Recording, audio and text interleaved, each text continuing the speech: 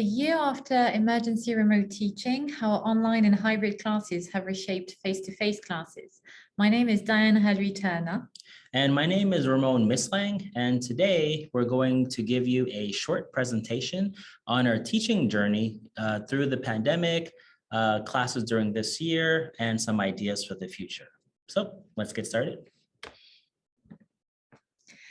So how prepared were you to teach remotely before the pandemic?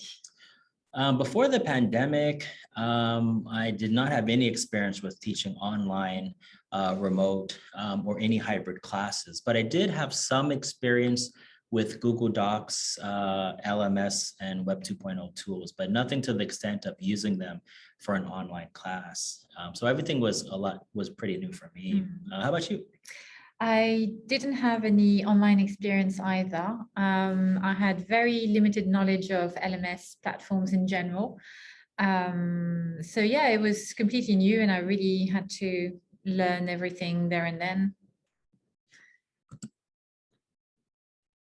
So today, we're going to show you some of our observations from face-to-face to online classes.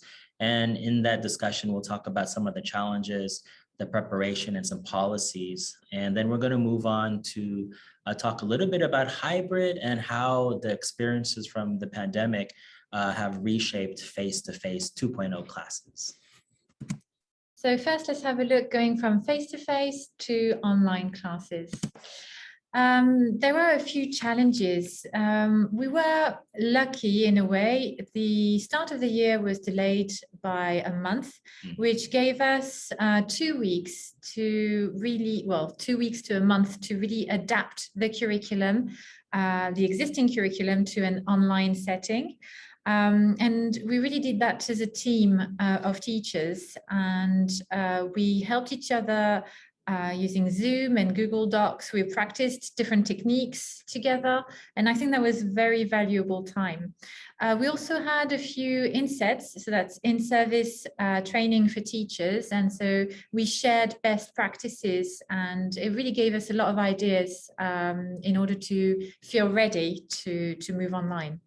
Yeah, I think the insets were a really good idea because everything was so new for everyone. So by working together, we really created a pathway or a methodology to approach online learning.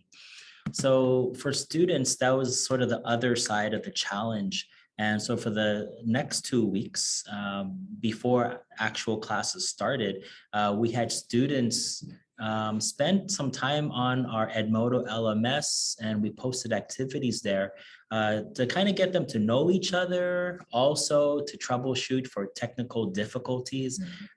Because online learning was new for everyone, we had to figure out, not only for teachers, but how are students going to be successful in this type of environment? So we took a tech survey to figure out where we need to support students. We also created a classroom culture by looking at some code of conducts, what are some do's and don'ts. And I thought that was very powerful for setting up online classrooms for all of last year and then this year as well. Yeah, definitely. In terms of the policies, we had to be a bit more flexible than usual, especially when it comes to assessment. We had to trim our assessment. Usually we would assess all 4 skills, but being online, it was just too difficult to organize listening and reading tests. So we really focused on speaking and writing only during that time. And also in terms of attendance, we had to be a lot more flexible in that way because, of course, for obvious reasons, we did not require and still don't now require doctor's notes. So we have to take students' words for it when they say they're sick. Yeah, no more doctor notes. So as long as they have any symptoms of sickness, that was enough. And I think that flexibility really helped the program move forward. Yeah. So online and hybrid observations now. Yeah, so at the start of the year, our first semester was 100% online, and there were a lot of benefits to online learning. And some of the benefits you can see on this slide. I think at least for teachers, especially new teachers to a new program and to Japanese students, it's really hard to, remember everyone's names, to have equal interaction with everyone. So having students' name at the bottom, also everyone is kind of facing the teacher, so you can have equal view of everyone. So I think classroom management in some cases was a lot easier, and students couldn't hide either. In terms of teaching listening and speaking skills, I mean, during the pandemic, no one really knew much about, COVID and, how it spread. So having classes online, we didn't really have to deal with masks, social distancing. And so it was a lot easier to not only speak, but listen to other classmates, and also, for the teacher instruction. And because people were home most of the time, I mean, we had near perfect attendance.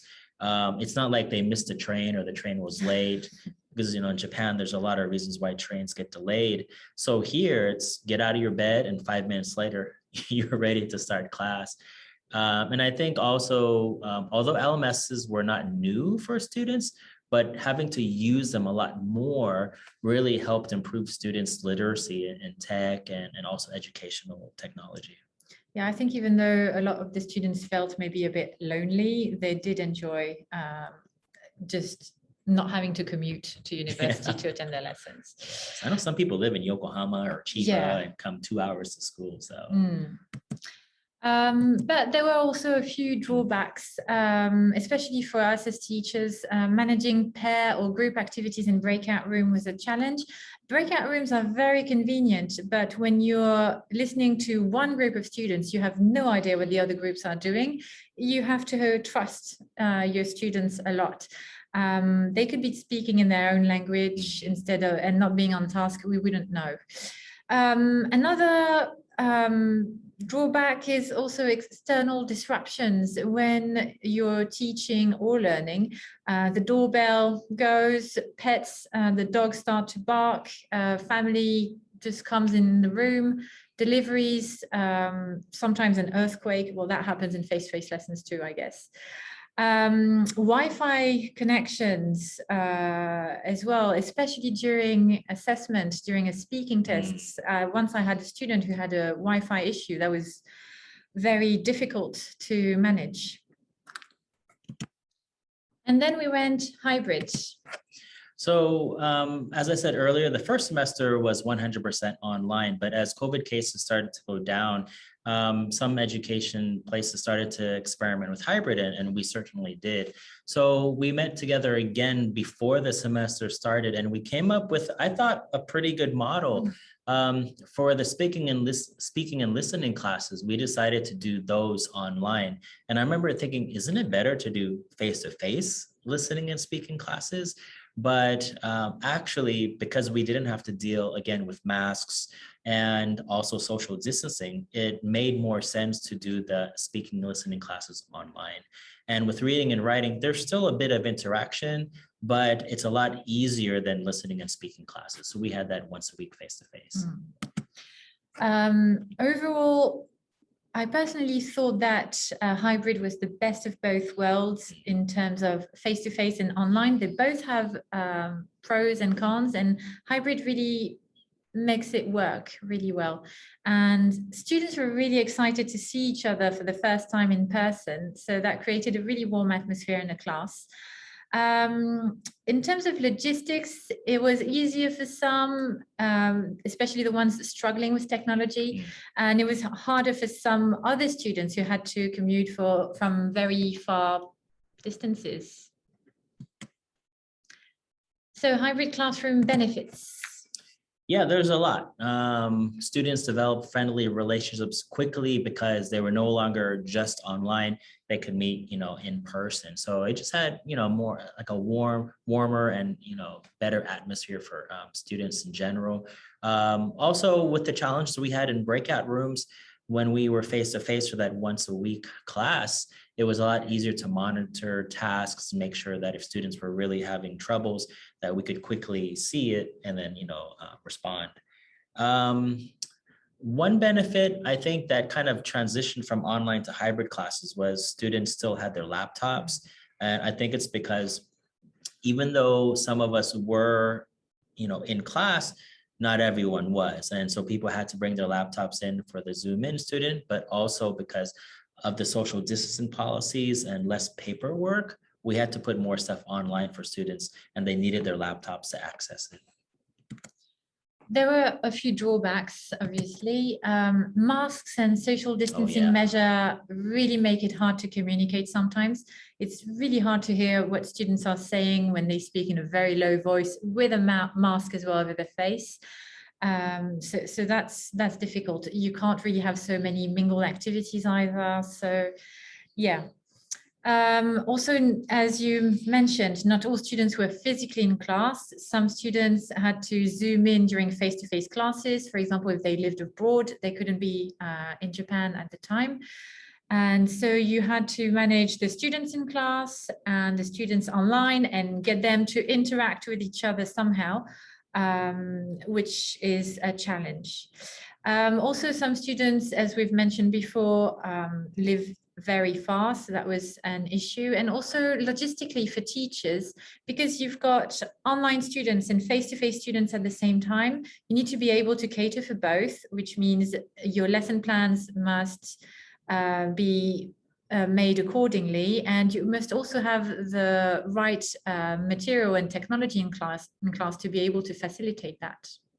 Yeah, I think in the beginning it was quite overwhelming, but once the students got comfortable with LMS and me as well, then it was easier to deal with two different types of students. But in the beginning, yeah, it was quite hard. Yeah. So the impact of online and hybrid lessons on the face-to-face 2.0 classrooms.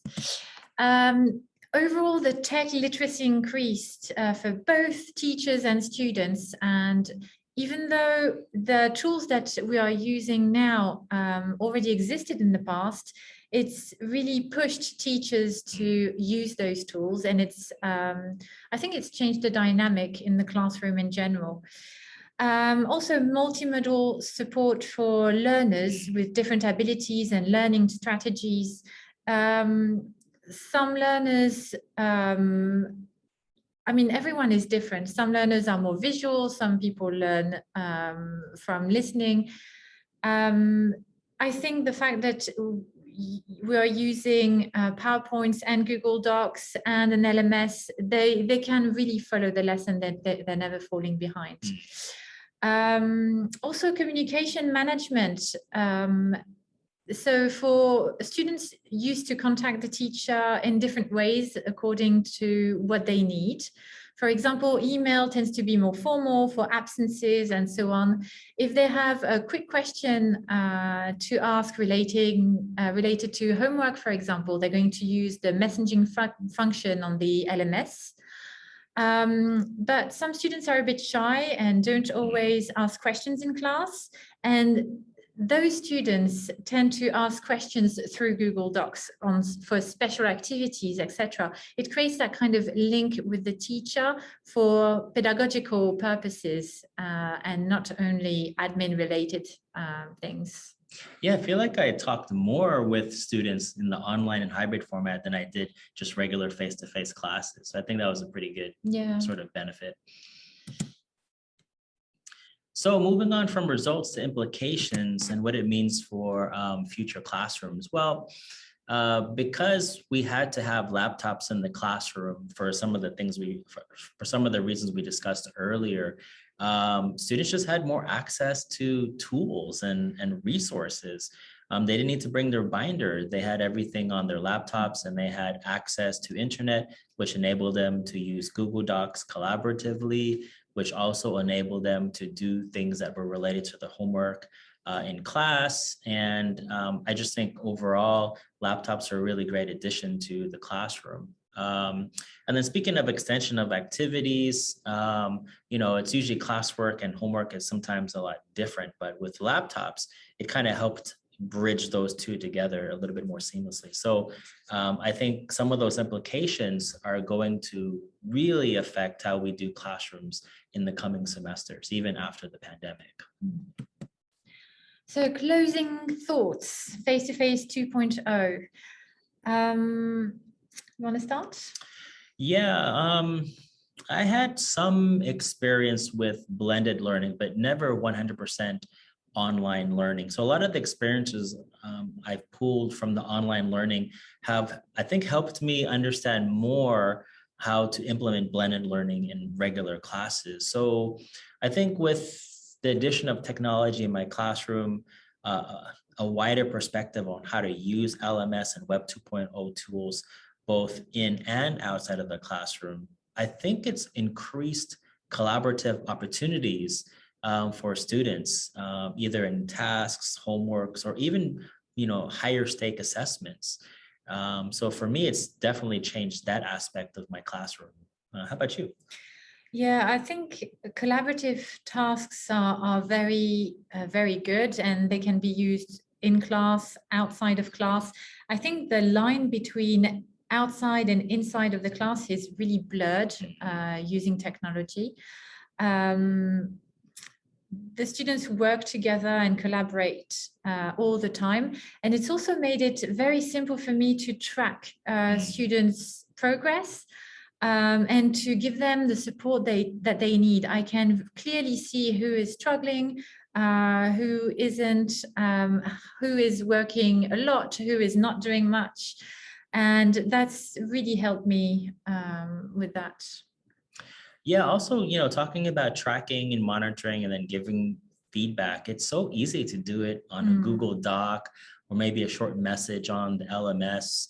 And sometimes if you see a pattern, of mistakes or errors, for several students, you can just do that either on the LMS or on the Google Doc and then show it in class just to help remind students of some things. And I remember we also did something related to, personal goals, also group work. So I think these new tools in the classroom have just given both students and teachers more options for teaching and learning. So is there anything else that you think has shaped, face-to-face classes from our online and hybrid experiences? No, I think that's about it. I think collaboration really is the main word, really, to take from this. Yeah, I guess if I had to add one last point would be that the opportunity for collaboration has always been there. But I think both teachers and students and programs were a little bit timid to use technology to help bridge those two ideas together. So I think technology, it's probably repeated many times, has just given teachers a different perspective on how to approach learning in and outside of the classroom. And there's more scope and more flexibility. The way I prepare my lessons now, I think all of my lessons can be very quickly adapted to an online setting, and we can go online overnight. It's not a problem. I know exactly how to handle it. I like having that flexibility. Yeah, and if students miss a class, it's already the material's on LMS. If they have a hard time listening to the lecture in the class, the material is already online. Yeah. And then especially for instructions, I think having just another mode of instructions really has helped my students this year. Yeah.